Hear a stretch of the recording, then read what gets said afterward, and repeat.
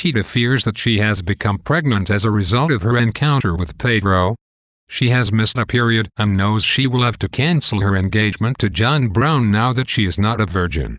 She is preoccupied with these thoughts during the preparation of King's Day bread. This particular recipe evokes memories of her childhood, especially the loving care of Nietzsche and companionship of the disappeared Gertrudis.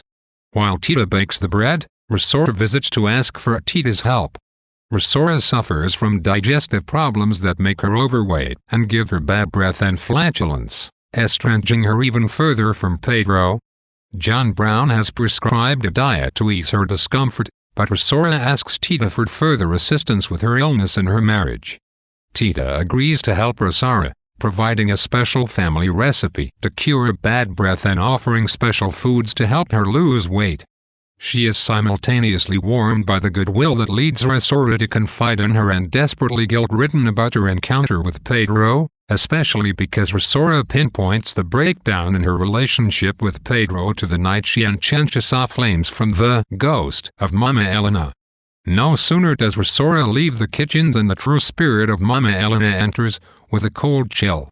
She scolds Tita for her relationship with Pedro and curses the baby growing in Tita's stomach. Chencha enters unexpectedly, forcing Mama Elena's ghost to flee. Tita is distraught, but there is no one to whom she can turn. That night, during the party held for the Festival of Three Kings, Gertrudis returns to the ranch. She gallops up alongside the man who swept her away on his horse so many years ago and a regiment of 50 troops.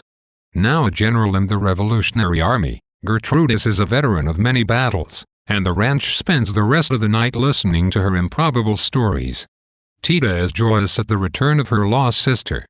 That Rosora seeks assistance from Tita reinforces the implicit power Tita has over Rosora resulting from Pedro's lust for her.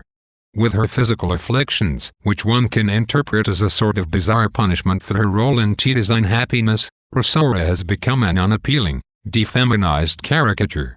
She has no power over food, as it alters her weight and breath, and occasions flatulence in her. Tita, on the other hand, wields control over food, and is able to offer suggestions for a diet to solve Rosora's problems.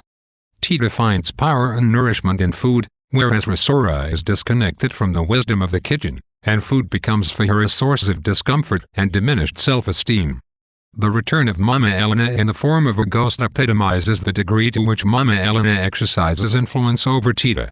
Even in death, she has more power over Tita than Tita, in life, has over herself.